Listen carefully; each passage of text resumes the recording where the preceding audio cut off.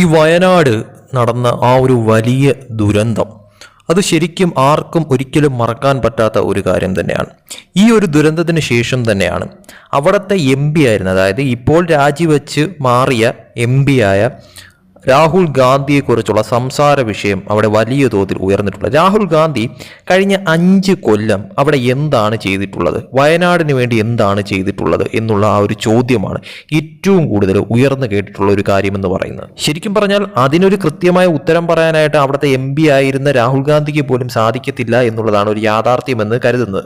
ഒരു പേരിന് വേണ്ടി അവിടെ നിന്ന് ജയിച്ചു എന്നല്ലാതെ ആ നാടിന് വേണ്ടി എന്ത് ചെയ്തു എന്ന് ചോദിച്ചു കഴിഞ്ഞാൽ അത് വെറും ശൂന്യം തന്നെ ആയിരിക്കാനാണ് സാധ്യത. ആ നാടിനോട് തന്നെ ഒരു നന്ദിയും ഇല്ല എന്നുള്ളത് ശരിക്കും പറഞ്ഞാൽ ഈ ഒരു 2024 പാർലമെന്റ് ഇലക്ഷനോടുകൂടി രാഹുൽ ഗാന്ധി അത് തെളിയിച്ചിട്ടുള്ള ഒരു കാര്യം തന്നെയാണ്. കാരണം അത്രയ്ക്കും ആ നാടിനെ ഇഷ്ടവും ആ നാട്ടിൽ തന്നെ ജയിപ്പിച്ച ആ നാട്ടുകാരോട് എന്തെങ്കിലും തരത്തിലുള്ള ഒരു സ്നേഹവും രാഹുൽ ഗാന്ധി എന്ന് പറയുന്ന വ്യക്തിക്ക് ഉണ്ടായിരുന്നെങ്കിൽ ഒരിക്കലും വയനാട് എം പി ആയിരുന്ന രാഹുൽ ഗാന്ധി അവിടെ നിന്ന് രാജിവെച്ച് അവിടുത്തെ എം പി സ്ഥാനം ഉപേക്ഷിച്ചുകൊണ്ട് സ്വന്തം തട്ടകത്തിലേക്ക് മാറത്തില്ലായിരുന്നു എന്നുള്ളതാണ് ഒരു യാഥാർത്ഥ്യം എന്ന് പറയുന്നത്. അപ്പോൾ ജയിക്കാൻ വേണ്ടി മാത്രം വന്ന് മത്സരിച്ചു, ജയിച്ചു, കാര്യം കഴിഞ്ഞു, പൊടിതട്ടി പോയി എന്ന് വേണം ഇതിനെ വിലയിരുത്താനായിട്ട്. ഞാൻ ഇന്നലെ തന്നെ ഒരു വീഡിയോ ഞാൻ കണ്ടിട്ടുണ്ടായിരുന്നു. അതായത് രാഹുൽ ഗാന്ധി വയനാട് വന്നപ്പോഴത്തേക്കും അവിടെ രാഹുൽ ഗാന്ധിയെ തടയുന്ന തരത്തിലുള്ള ഒരു വീഡിയോ, രാഹുൽ ഗാന്ധിയോട് അവിടെ നിന്ന ഒരു വ്യക്തി ചോദിക്കുന്ന ചോദ്യങ്ങൾക്ക് പോലും രാഹുൽ ഗാന്ധി ഉത്തരം നൽകാതെ, ഒന്ന് വാ തുറക്കാൻ പോലും തയ്യാറാവാതെ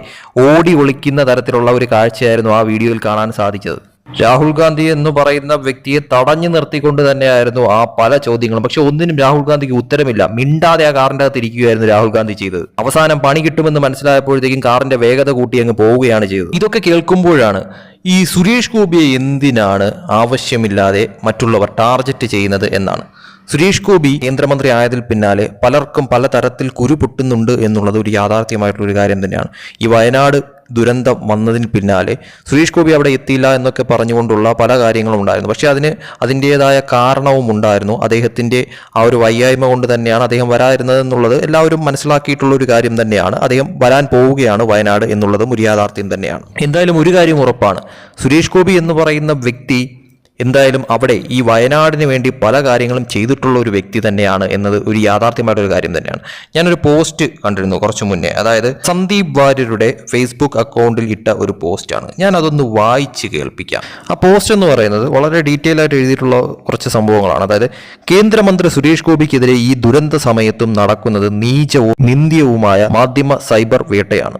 പനി പിടിച്ച് ഡൽഹിയിൽ ചികിത്സയിലായിരുന്ന സുരേഷ് ഏട്ടനെ രാവിലെ 6 മണി കഴിഞ്ഞതും വിവരം അറിയിക്കുന്നത് ഞാനാണ്. സത്യത്തിൽ ഫോൺ എടുത്തത് അദ്ദേഹമാണെന്ന് ശബ്ദം കൊണ്ടെനിക്ക് മനസ്സിലായതേ ഇല്ല.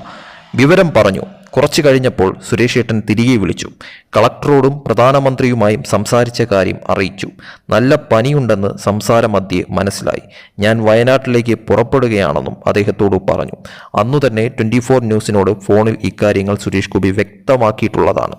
കേന്ദ്രമന്ത്രി ജോർജ് കുര്യനെ പ്രധാനമന്ത്രി ഏകോപനങ്ങൾക്കായി ചുമതലപ്പെടുത്തുകയും അദ്ദേഹം അത് സ്തുത്യർഹമായ നിലയിൽ കൈകാര്യം ചെയ്തു വരികയും ചെയ്യുന്നു. ഇക്കഴിഞ്ഞ ദിവസം സുരേഷിനെ കണ്ട കൈരളിയുടെ മാധ്യമപ്രവർത്തകൻ യാതൊരു അടിസ്ഥാനവുമില്ലാത്ത ചില കാര്യങ്ങൾ ചോദിക്കുന്നു. ദേശീയ ദുരന്തം ആയി പ്രഖ്യാപിക്കുമോ എന്നായിരുന്നു ആദ്യ ചോദ്യം. അത്തരമൊരു പ്രൊവിഷൻ ഉണ്ടോ എന്ന് ആദ്യം പരിശോധിക്കൂ എന്ന് അദ്ദേഹം മറുപടി നൽകി. നാഷണൽ ഡിസാസ്റ്റർ എന്നൊരു പ്രഖ്യാപനത്തിന് നിയമപരമായ ഒരു സാധുതയുമില്ല, അതുകൊണ്ട് ഗുണവുമില്ല. പിന്നെ ആരെ പറ്റിക്കാനാണ് മയക്കും കൊണ്ടിറങ്ങിയത് എന്ന് ചോദിക്കുന്നതിന് പകരം മാന്യമായി പഠിച്ചു വരൂ എന്ന് മറുപടി നൽകിയത് കൈരളിയെ ചൊടിപ്പിച്ചു. അടുത്ത ചോദ്യം, കേന്ദ്ര സഹായം എത്ര? ഇപ്പോൾ നടക്കുന്നത് രക്ഷാപ്രവർത്തനമാണെന്നും അതിനുശേഷം നാശനഷ്ടത്തിന്റെ കണക്കെടുത്ത് സംസ്ഥാനം ആവശ്യപ്പെടുമ്പോഴാണ് കേന്ദ്ര സഹായം പ്രഖ്യാപിക്കുക എന്നും മനുഷ്യന് മനസ്സിലാകുന്ന വിധത്തിൽ സുരേഷ് ഏട്ടൻ മറുപടി നൽകി. സുരേഷ് ഗോപി പറഞ്ഞതാണ് ശരിയെന്ന് ബുദ്ധിയും ബോധവും ഉള്ളവർക്ക് മനസ്സിലാകും. കൈരളിക്ക് മനസ്സിലാകാൻ ബുദ്ധിമുട്ടാണ്. വയനാടിന് വേണ്ടി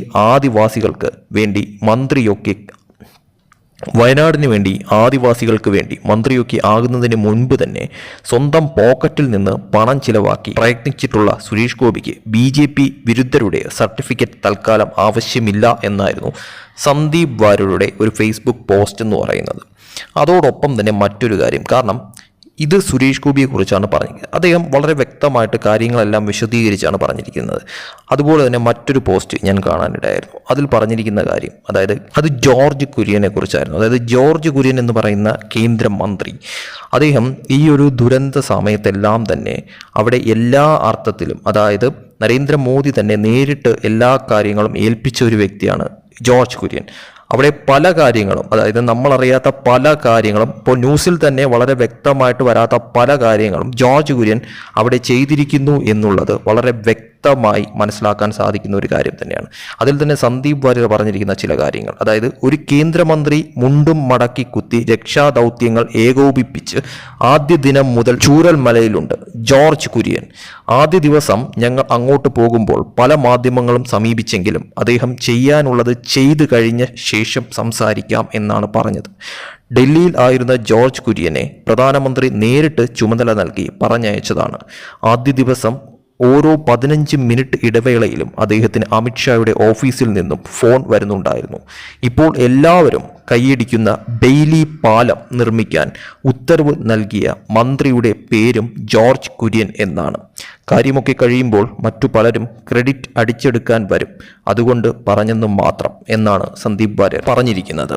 അപ്പോൾ തീർച്ചയായിട്ടും വയനാടിനു വേണ്ടി കേന്ദ്രം വളരെ വലിയ തോതിൽ തന്നെയാണ് ഇടപെടുന്നത് എന്നുള്ളത് ഒരു യാഥാർത്ഥ്യമായിട്ടുള്ള ഒരു കാര്യം തന്നെയാണ്.